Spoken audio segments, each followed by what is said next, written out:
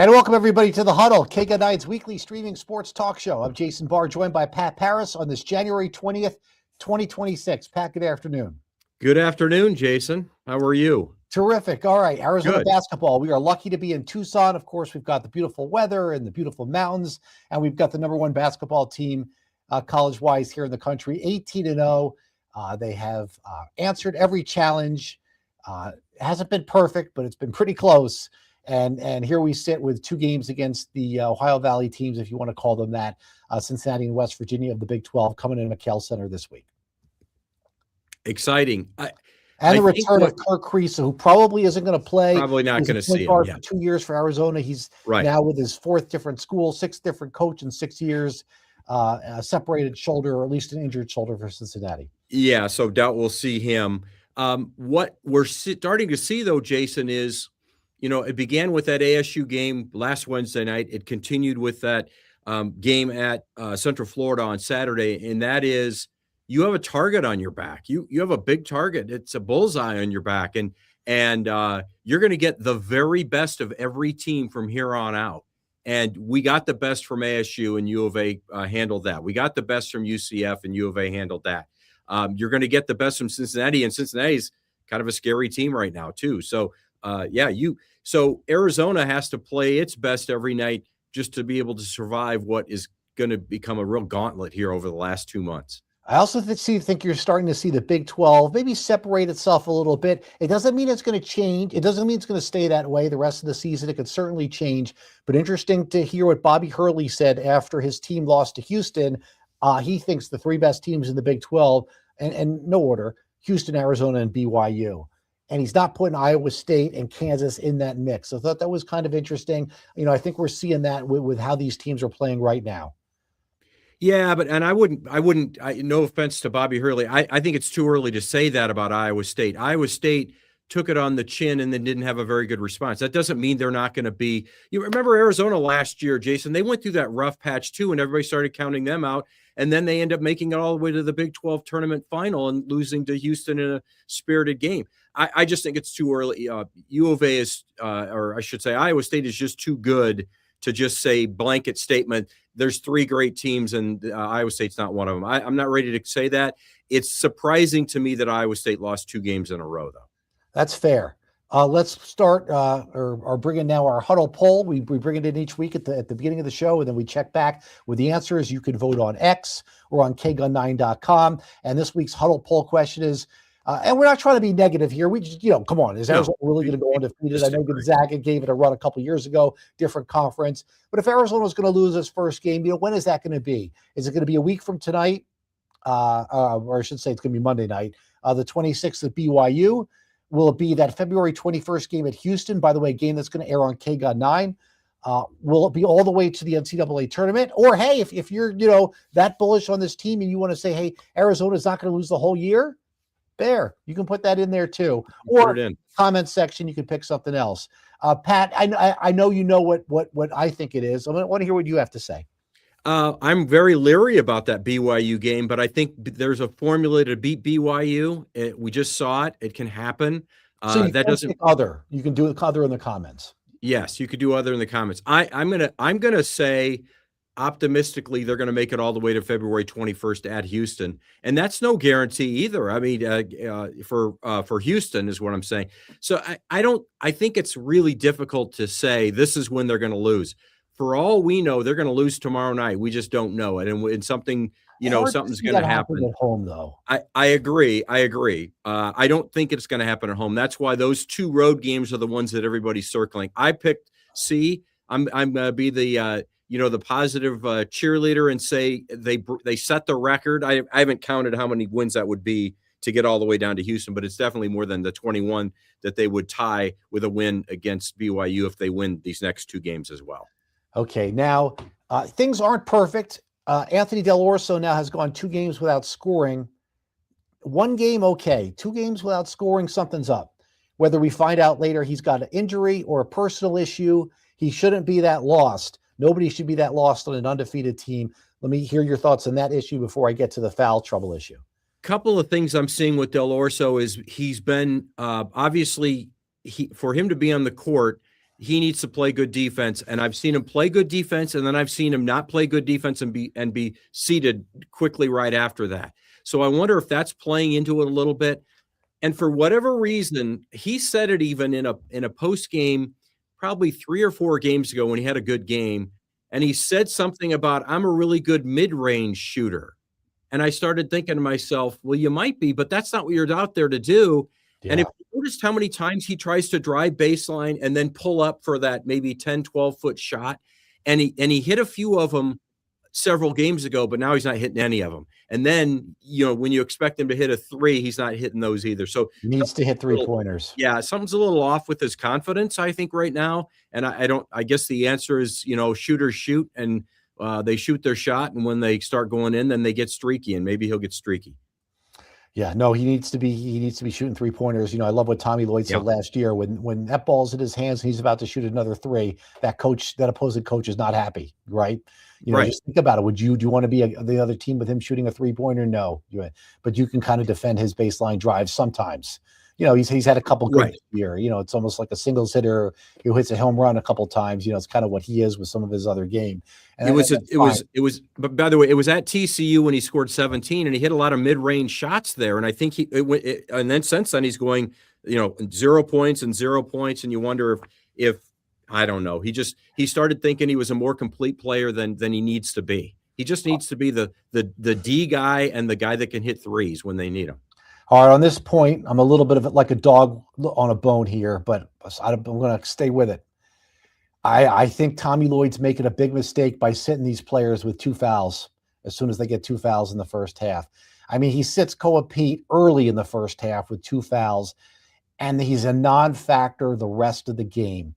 And guess what else happened the rest of the game? He never committed another foul, so you might as well have left him in there. He does your team no good on the bench with 2 fouls. UCF made a run late first half. Maybe they wouldn't have made it with him out there. And if he fouls out, he fouls out. You've got other good players. But it almost like the body language of Koa Pete and some of these other players when they commit that second foul, it's like, oh boy, I'm going to the bench for the next 10 hours, never to play again. Yep. And it almost looks like he's being punished. I know that's not what's happening here. He is being punished. But he almost looks like the coach is punishing him for committing a second foul. Walker fouled out in the last game, so he fouls out.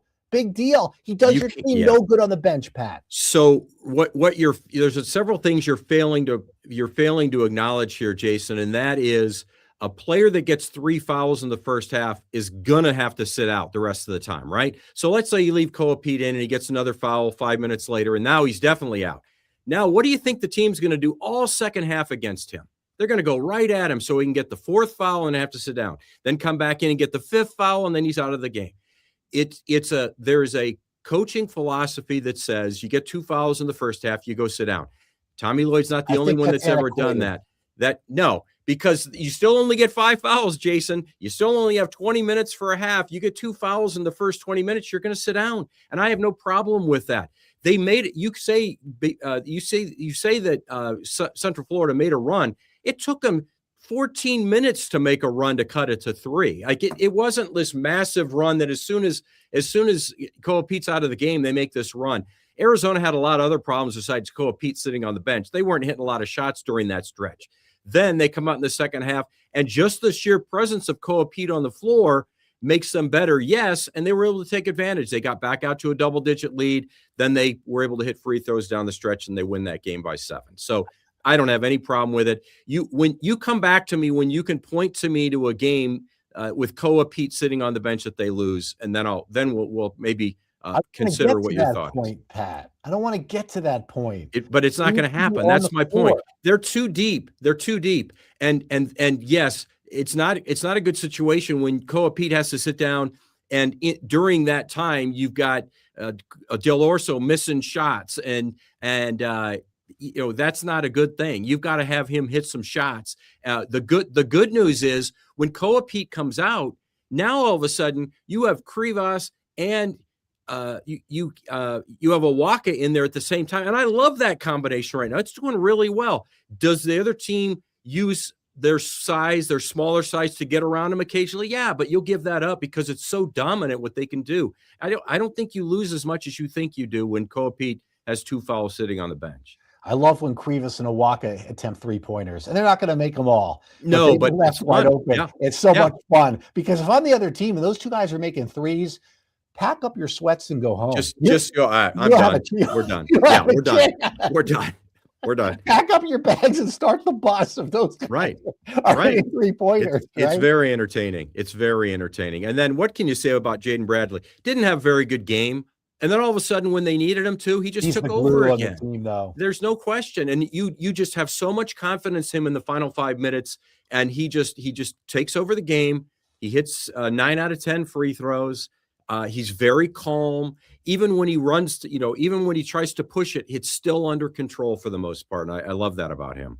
All right, we'll circle back to Arizona basketball in a few minutes here, but we want to talk about a terrific NCAA championship game, college football championship game last night, I thought, with, a Miami team that's back and an Indiana team that has done this, miraculous turnaround from being, arguably the most feudal team in college football to now going, I think it was 16-0 and winning the championship. And as soon as Fernando Mendoza made that signature play on 4th down, and not only got the first down, but got a touchdown. I don't know. Did anybody else remind them of the John Elway play where he did the helicopter in the Super Bowl? It immediately reminded me of that, the way he just gave up his body, and the guy was bloodied from a borderline cheap hit. Oh, and then did you see his and this guy just wasn't going to be denied. No, he wasn't going to be denied. There are a lot of great things about him. His attitude, number one, his confidence, his leadership, his take charge of the huddle, and then his physical abilities. I think Alberto Mendoza is like, he's a guy everybody would love to have as your next franchise quarterback. And he should be the Raiders' number 1 pick. And the reason why is because the intangible. Fernando. I said his name wrong. Fernando. I'm sorry. Go ahead. No, you didn't say his name wrong. I didn't say Fernando correctly. I don't think. Oh, okay. Anyway, we know Mendoza. Mendoza.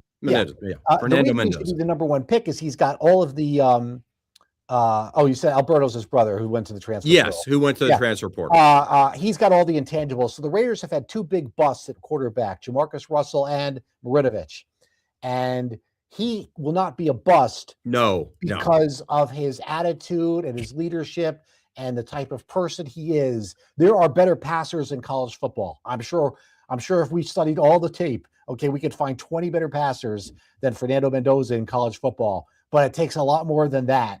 And if he doesn't do well, it's going to be because he's got a terrible team around him. That's right. This guy's gutty. This guy's a winner. This guy's got the leadership qualities. This guy's not going to dog it in the film room. He's got too many intangibles not to be a bust. Yeah, I agree. And I think that the biggest thing is he's a winner, right? He's a winner, and he's the reason why Indiana went from a nobody to the top dog in 2 years, in 2 seasons. Well, Cignetti deserves most of the credit. That's what I said, under Kirk Cignetti.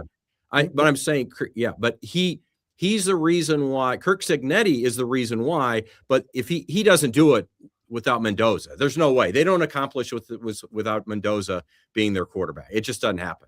There's no way. Yeah, that's my opinion. Okay. No, I'm sure, he did a phenomenal job in there. I mean, what did he have? 41 touchdown passes and 6 interceptions or something like that this past year. And, anytime Indiana needed a big play last night, they got it. And normally play calling in these games are overrated, right? You can pick a couple of points in history where a coach made a terrible play call. Obviously, the Seahawks in the Super Bowl when they put the ball in the air and the ball off to Marshawn Lynch. But for the most part, play calling is a little overrated. But boy, did this team dial up the right plays, whether it was that draw on 4th and goal, whether it was a back shoulder pass when they needed it, whether it was an end around run. They just hit all the right buttons every time. They did. They have a heck of a center too. Coogan, I think is his name. Yeah. And he should be a 1st-round pick. He got beat a couple of times, like you do, because Miami that defense is good. You got to give them credit. But boy, when he needed to make a key block, he always made that block, whether it was that run play or whether it was the draw play you're talking about, or a couple of other runs. We had some big runs as well where he was just a monster. He came over from Notre Dame last year. He was in the national championship and lost. So good for him. He goes to Indiana and he wins. Yeah, so fantastic. I thought it was a terrific game. The other controversy that people are talking about happened before the game, which was the Miami quarterback, Carson Beck, who got picked off there to end the game. But they were asking him about juggling classes in football, and he said, I graduated 2 years ago. Now, I think that comment was taken out of context. Yesterday, if so, what class? And I know there was a pep rally on campus. Just what has it been like being you as a student this week, particularly yesterday? No class. I graduated 2 years ago, so See, now here's the thing, though, Pat. Here's why everything was taken out of context. If you're playing, you have to be enrolled, okay?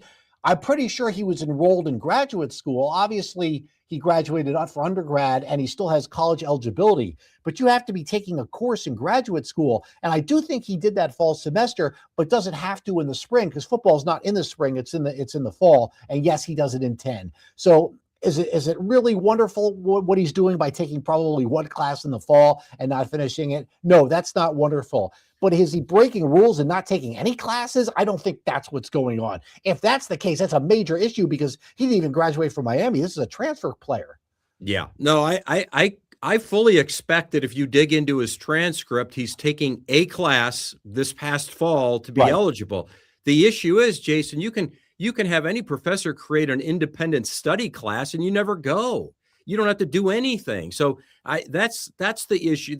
The issue isn't that you can have an independent study class. Yes, you can have independent study classes.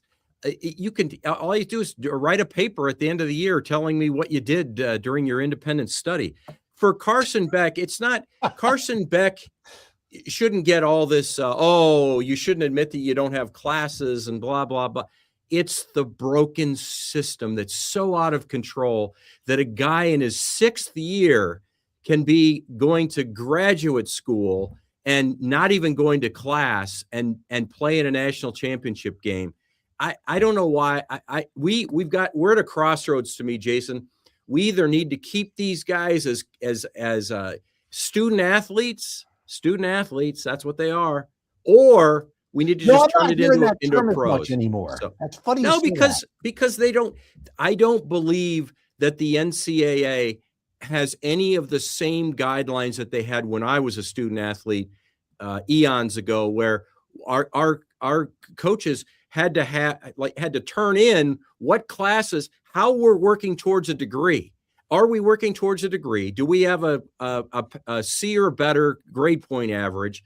And again, are we working towards a degree? So I don't know that they have to do any of that anymore. It's just, come on campus, we'll make something up, you'll be eligible, and we'll go.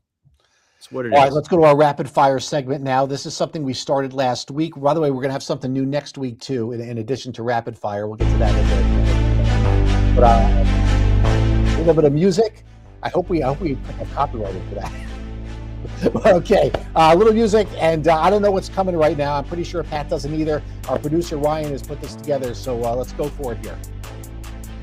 Down by 2 in the national championship. Who's taking the shot? Ryan, I can't, with the lighting here, I can't read red. This is the 2-minute warning. That's all it says. First down. Down by 2 in the national championship. Who's taking the shot? We're talking about Arizona. It's going to be, I think it's going to be Jaden Bradley. Who? I don't know. You know, I want Braden Burries to take my shot. That guy is money. He is money. And I think by the time we get to the national championship game, he will be a name that everybody's talking about. They already are, but you know what I mean? I think even nationally, Braden Burries is going to be my guy. It can be the guy who has the best look. I think it was a little mistake, Ari McDonald taking the final shot against Stanford. That's a whole other can of worms. Double word, yes, absolutely. Okay, yep. Who has the best look? I don't think it has to be one guy in particular. Good question, though, Ryan. Go ahead. Next one. Will Indiana win another championship under Kurt Cignetti? Wow, that's a good question. That's a good question. I like that one. I'm going to go no, just because these are so hard to win. You know, just because you got it one time. I mean, obviously, look at Marino. He goes to the Super Bowl. Everyone's like he's going to be back. He's never back. You never know. The reason why I'm saying no has nothing to do with how good Kurt Cignetti is, and about how much parity there is in big-time college football.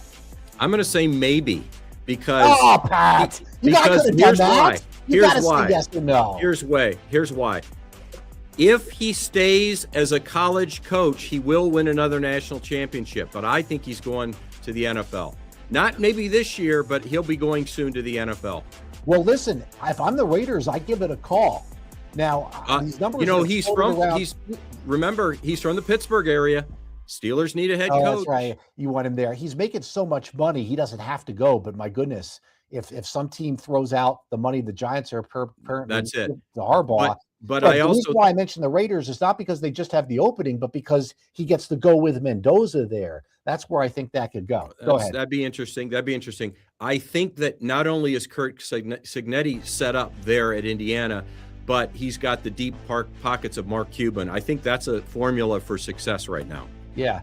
Grass says, you don't have to jump. Okay. Any more coming here with, not sure how many there are. More rapid fire.